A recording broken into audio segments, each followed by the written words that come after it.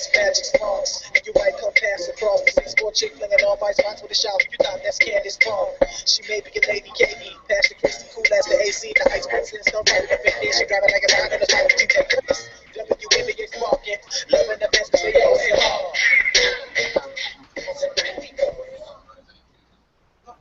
And on that note, folks, good evening, WNBA and LA Sparks fans, and welcome into the LA Sparks 365 Network, your 24/7, 365 comprehensive home for the WNBA and your two-time WNBA champion Los Angeles Sparks, coming away from what is right now a dried up, but what was a rainy Southern California for the first time in who knows how long.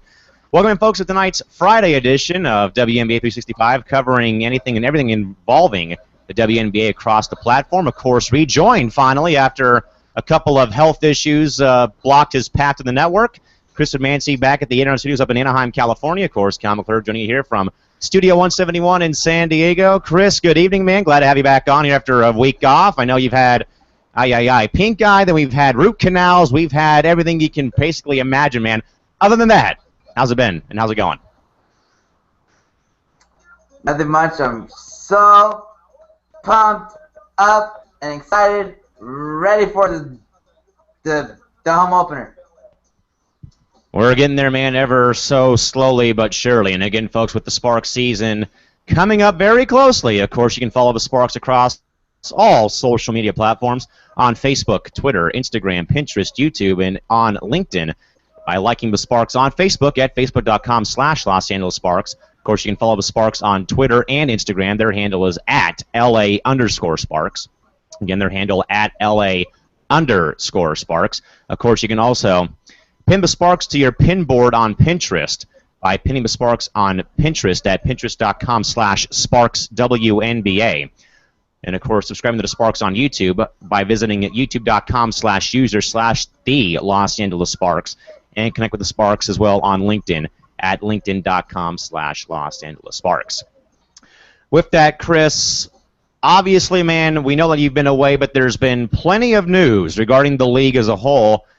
But, Chris, news for all the wrong reasons, though. Of course, you've had Isaiah Thomas coming in to become part owner and team president of the New York Liberty a few weeks ago. And then, of course, Chris, we had the entire Glory Johnson and Brittany Griner issue. Now, Chris, before we dive into the punishment that was handed down today by the league office, now, Chris, obviously, man, I know that you have probably watched the network the past 3 shows I did by myself here, Chris. And I guess, man, your thoughts about, first of all, let's start with the Isaiah Thomas situation, Chris. Obviously, a lot of baggage, a lot of stuff and details thrown out about this, as we know that James Dolan wanted to bring Isaiah Thomas back into the MSG family in some capacity. But, Chris, as we know, man, Thomas did have a sexual assault charge on his record in 2007 against a MSG employee. So obviously, man, your thoughts about seeing someone that has that on their criminal record coming in, Chris, to above all working in women's professional sports, Chris. What is your overall stance about hearing and then, of course, talking about the past couple nights, Chris, about Isaiah Thomas coming into the WNBA? What are your thoughts? And, should there be a level of concern, though, for fans in New York about this hiring? Just very concerned, and just if he gets approved and be the owner, just everything. Chris, I think that there's a very if I am, and they're my Eastern Conference team, folks, but Chris, but with myself, being an avid fan of the Libs, me as a West Coast fan of the franchise, I am a bit concerned, though, that we're taking this step into this league. Now, I know, Chris, that we've had other things in sports come out, either Ray Rice, Adrian Peterson, Tom Brady, and Deflategate a couple days ago. But, Chris, this scandal, though, or this issue, has drawn the national attention, Chris, because, again, man, as much as, we talk about domestic violence affecting the women, but above all, Chris, too, that now we've got this going on. I mean, Chris, I've heard a lot, from Alan Barkoff and other Liberty fans, Chris, that, right now, man, season ticket sales are going this way because of the rumors of Thomas coming in. So obviously, man, there is a level of concern, and I would love to exclusively talk to Liberty fans about, what are your thoughts right now? Because of course, Chris, this is a pretty severe issue we're talking about because we know, man, that James Dolan, for one deal, Chris, was about to sell the Liberty, which would have been, Chris, the third petition to save a WNBA franchise. We had LA last year. We had the Mystics during the season about rumors of them leaving Verizon Center for a new practice facility somewhere in D.C. So then, Chris, man, we know that it would have been one for New York because they are a founding member of the league as much as LA was in 2013 and 97. So obviously, Chris, I think there is a level of concern as a Liberty fan myself, along with the fans that do attend the games at MSG, that if this does go through, this gives the franchise, more so the franchise, Chris, not James Dolan as a whole, Chris, but the entire franchise of black guys saying, look, we brought this goon in, who was sexually harassed women, who's assaulted women, and we're going to let this guy come in and run our franchise. Chris, if this does happen, would you possibly see some sort of fan resentment? Either fans don't show up to games, the players, don't feel comfortable going in the locker room, perhaps, Chris. What are your concerns, though, if, in fact, Isaiah Thomas is approved new team president and part owner of the New York Liberty franchise? What are your thoughts, man? Because obviously, as we know, man, this has been a very big talking point the past 3 days on the show. I think probably the fan base will probably boycott games and to have a empty arena. I mean, Chris, this time last year, this was, the eve of the first game of the season last year up in Seattle, where, Chris, about this time last year, we were talking about Donald Sterling on the network. As we know, man, that the Clippers had sponsors leave the franchise. They put black tape and black screens over sponsors at Staples Center that had left the franchise, like Virgin America, like CarMax and Kia, Chuck Chance Casino, Chris. So, obviously, man, I think that if this does go through, man, we could have a very, very minuscule / a very similar response by advertisers, by the arena, by the fan base of this move. And again, Chris, it has not been made public, it has not made confirmed yet. But of course, Chris, there's a very genuine level of concern, though. So, Chris, what do you think? Sponsors going to leave? We talk about fans boycotting, Chris. How much of an impact, though, does the Board of Governors, does Laurel Ritchie plus the other 11 owners, Chris, what does their approval or disapproval of this, Chris, mean for not just the Liberty, Chris, but for the entire league going forward in regards that, they may start bringing people in that do have sexual assault and or sexual harassment on their criminal records? What do you think? I think probably they're probably going to bring in criminal to probably not get him as the team president and owner. I mean, Chris, and I talked this to my sister Sabrina White yesterday at our In-N-Out lunch in Walnut yesterday, was that Christine Simmons, Chris, and I could go into detail about Christine, but it's confidential. I can't do that until we're off air. But Christine, has done so many tremendous things in her short, very brief tenure with the Sparks. I mean, what they've done from the We Are Women campaign to trying to break that 22,000, attendance record, Chris. Those are the kind of presidents and or front office members, Chris, that you need in this league, is people like Christine and Sabrina and the other ambassadors, Chris, that can go and reach out to the community and promote the product, Chris. Not someone that has a great NBA resume, but again, Chris, something, though, that is, held up in the justice system, Chris, which is sexual harassment, sexual assault, Chris. I mean, we need more people in the league like Christine Simmons, the other presidents, Chris, that basically, Chris, do their best to, again, market a sport, man, that we know very well, does not get the respect it deserves on the national level of media. So I guess, Chris, as we get ready to move away from this one, Chris, I guess as a whole, man, what can the Liberty, I guess, Chris, do to assure the fact, what can the Liberty do, Chris, to assure the fan base that they're making the right decision by bringing Isaiah Thomas in to run the franchise?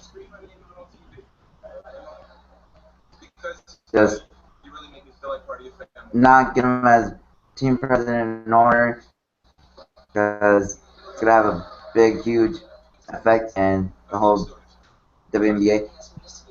So there you have it, folks. We can certainly take your opinions here on Facebook. I mean, on Twitter at least, at Calimac3, at LA Sparks 55, or at LA Sparks 30.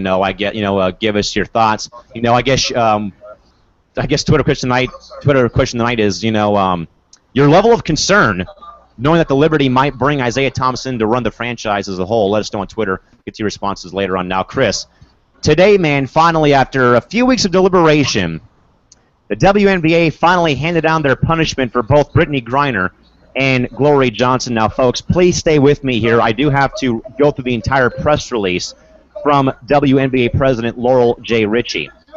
Brittany Griner of the Phoenix Mercury and Glory Johnson of the Tulsa Shock were both arrested at their home in Goodyear, Arizona back on April 22nd on identical misdemeanor charges of assault and disorderly conduct. The following statement is issued by WNBA President Laurel J. Ritchie regarding the incident. From Laurel's desk today from New York City. The WNBA takes all acts of violence extremely seriously. It is our strong belief that violence has absolutely no place in society, in sports, or in this league. As president, it is my responsibility to protect the league and uphold the league values. Our athletes represent the WNBA, and they must abide by the league standards of conduct. In this case, Brittany and Glory failed to do so, and that is unacceptable. The WNBA immediately initiated its own investigation into the incident. It was extremely important for us to review the events thoroughly and carefully. Over 3 weeks, the league conducted interviews with both players and 3 witnesses present for much of the altercation and reviewed the police report, medical records, photos, and other materials in order to determine the facts. Based on the WNBA's investigation, the following summary of facts is largely undisputed. So, folks, in case you're wondering, here is how this issue all started back on April 22nd.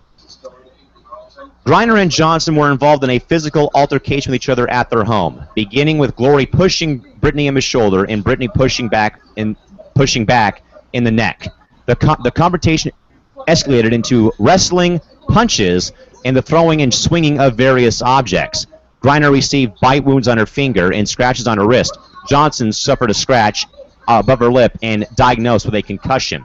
Brittany Griner pled guilty in Goodyear City Court to misdemeanor disorderly conduct and entered a diversion program on April 28th. Assault charge was dismissed. She's required to complete a 26-week course on domestic violence, and if she successfully completes the course and meets other standard conditions, the conduct charge will be dismissed. Glory's case has been transferred to the county court and is still pending approval.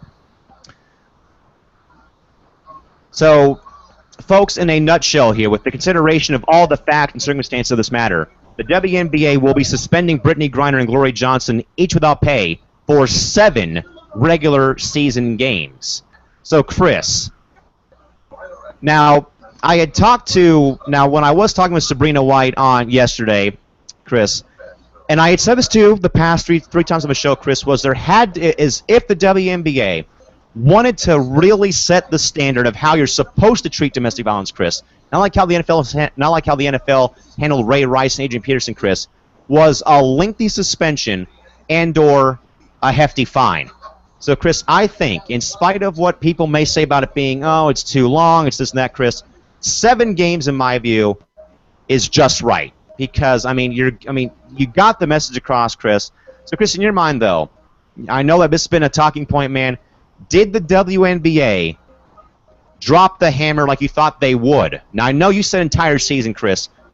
That's completely unfair to do it for an entire year, Chris. 7 games, 10 games, plus a fine was perfect in my view, Chris. But I guess, man, your overall initial thoughts about hearing the suspensions being handed down today again, Chris, Griner and Johnson suspended 7 games for this incident. What are your thoughts? I think it was a great fine for Brittany Griner. So, obviously, Chris, it's... I don't know here. Because I did say I would have been fine with like a 2 to 4 game suspension would have been the one I would have taken most. But, I think, though, Chris, that when you evaluate the situation, man, and you do realize that this was, a week or so before their wedding, and above all, man, too, as well, that as much Chris, as domestic violence has been brought up in the sports world, both in the NFL with Ray Rice assaulting his wife in the elevator, Adrian Peterson assaulting his 3-year-old kid or his young son with the with the stick, in their backyard.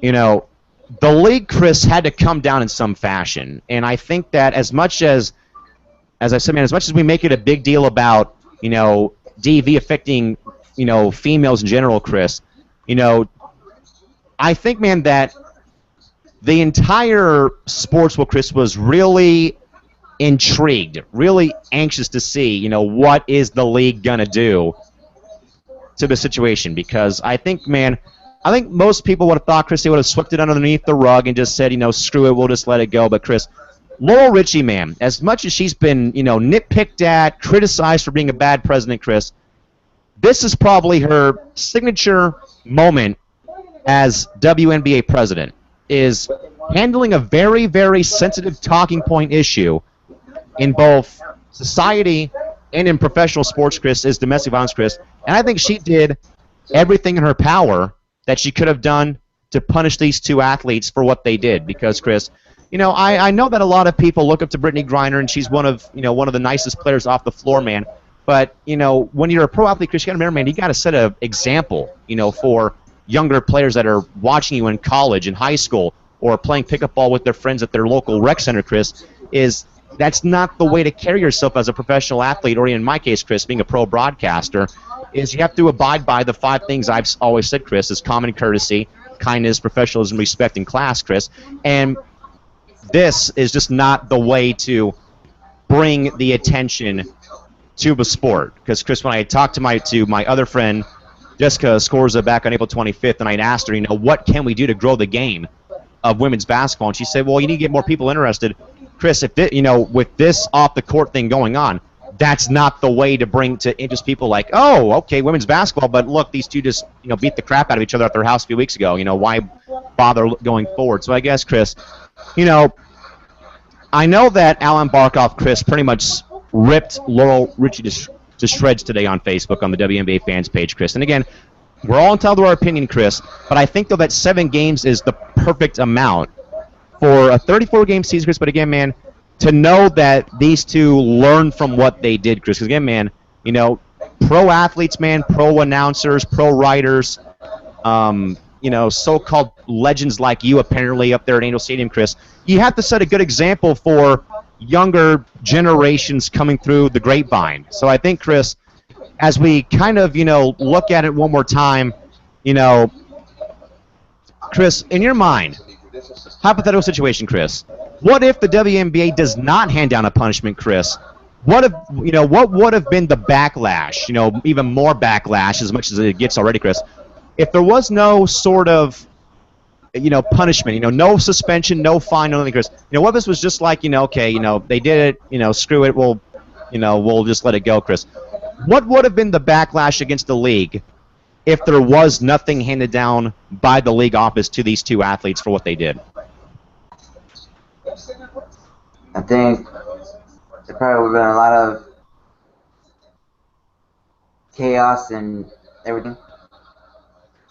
Chris, I think that that's the perfect way you can really say it was. There would have been, Chris, I think that as much as the story of Griner and Johnson, having this incident go viral across the local, across, the entire country, pretty damn well, Chris, that if there was no suspension handed down, that this would have been in the news for, Chris, it would have been in the news probably until June 5th, when the first games of the season do start, because that's just how much that the entire regular media was interested in this entire situation. Because, as I said before, man, we all, devoted fan, working fan like myself, or just the average casual folks were interested to know, what will the league do to this situation.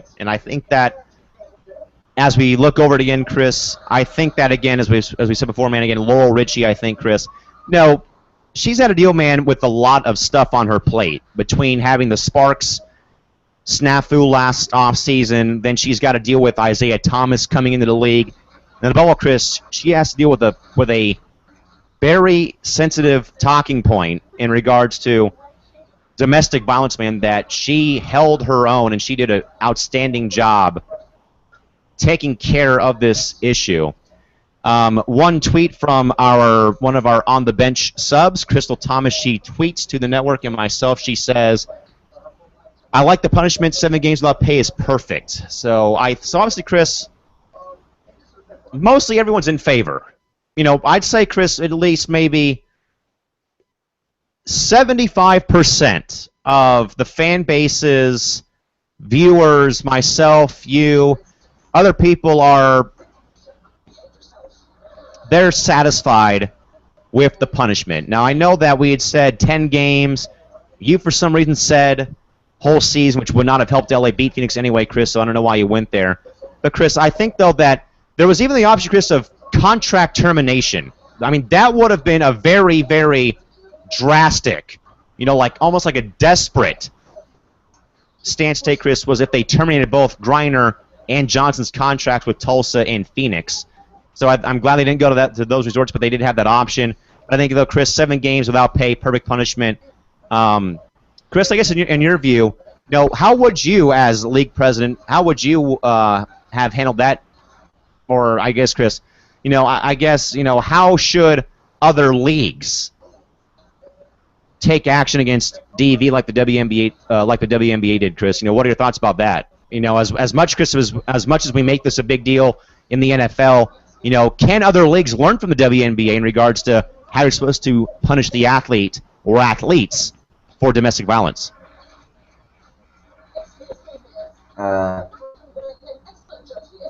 I think so. If someone does domestic violence, then just punish them.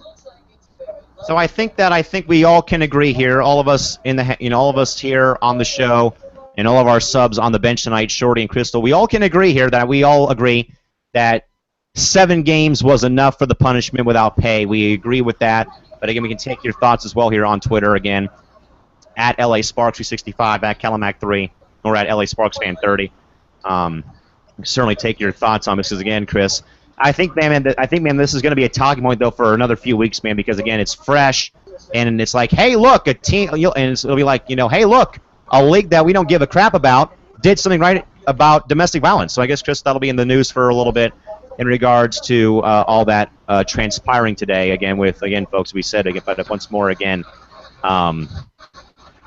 more, reported today, confirmed and official, Brittany Griner, Glory Johnson, both suspended 7 games without pay for their roles in their altercation and incident at their house in Goodyear, Arizona back on April 22nd.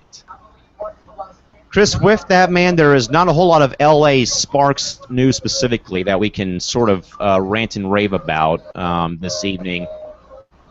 Other than that, Chris, we are anxiously getting closer, day by day, bit by bit, to the season opener, again, which will be held on June 6th up in Seattle, Washington, again, when the Sparks will take on Seattle.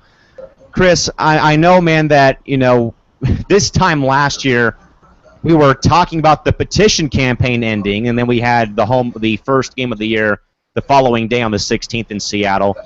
Chris, as we look at this in perspective from last year to now, man, how was you, me, and Shorty for a 2-part series, man, talking about the entire offseason again as we did back in January, man, and to know that we get, Chris, day by day, we're inchworms, making our way ever so slowly, man, to the start of the year, Chris. Chris, is there a level of excitement about this time? We know that we got baseball season in full swing in Anaheim and San Diego. We've got, the No Fun League, getting underway with spring football going on. And, of course, we've got the NBA playoffs and NHL playoffs going on. We've got MLS in full swing.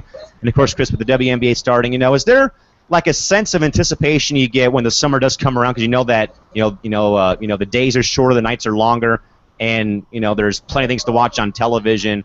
Is there like a level of excitement you get about May, June, and July when we do get into the hot summer months here in SoCal? Or, what's your overall thought? Just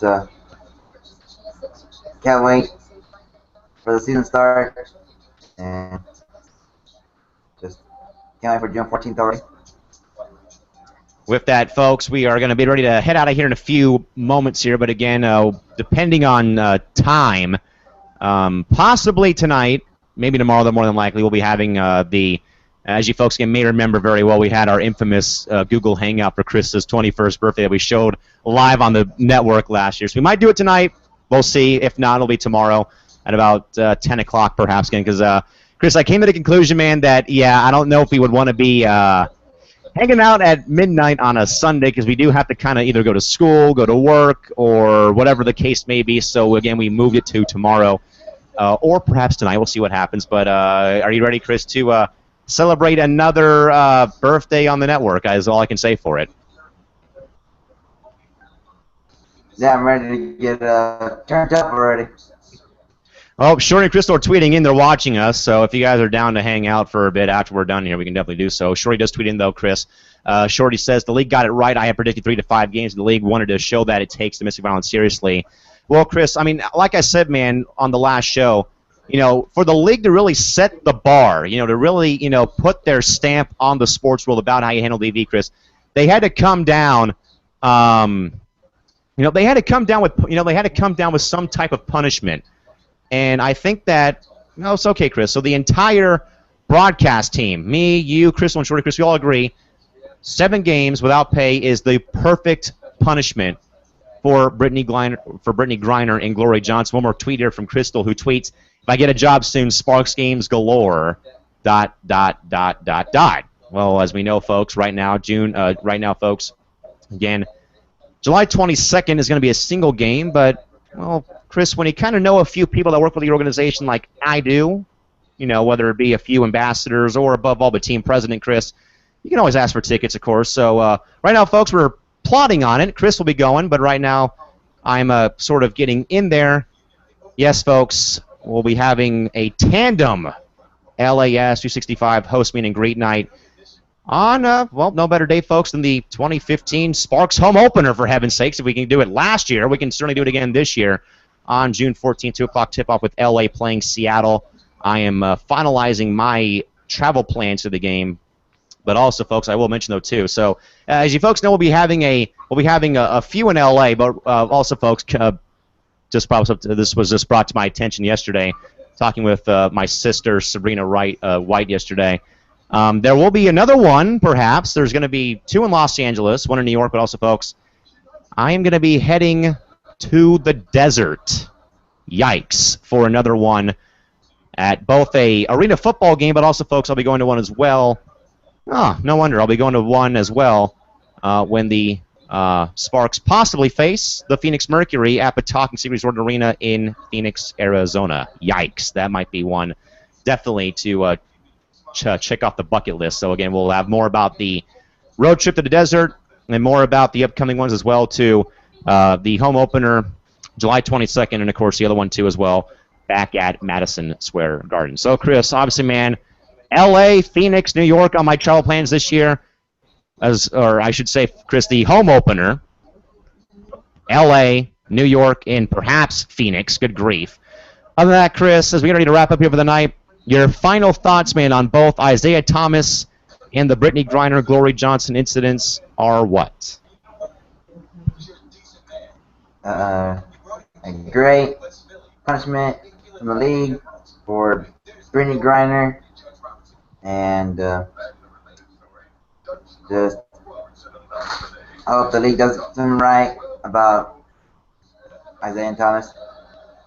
Well, Chris, we can really only hope for the best that the league gets it right with the Isaiah Thomas situation. And, of course, Chris, we know well with what the league did today. Again, folks, what's more to rehash again, Glory Johnson, Brittany Griner, both suspended 7 games without pay for their role in their incident at their Goodyear, Arizona home back on April 22nd. And, of course, folks, again, as we mentioned, that again, LAS 265 as a tag team home opener June 14th against Seattle. Solo one for me, July 22nd versus New York. one in New York on September 3rd versus Chicago, and one will be coming up in the desert in Phoenix, Arizona. I'll be joining X Factor for one game, because it will not be against Los Angeles. With that, folks, until probably later tonight, we'll see, or tomorrow. Please have a safe night. Drive home safely. Thank you all for coming and joining us, and good night now. This has been the LA Sparks 365 Network. We are Sparks. We are LA. It's part of our tagline here. And we have the WNBA. We'll see you folks back here either later tonight or perhaps tomorrow. For Chris Romancy in Anaheim and Cal McClurgan standing up for our off-the-bench broadcast team of Shorty Mama 24 and Chris Thomas. See you folks next time, whenever that may be. Bye-bye.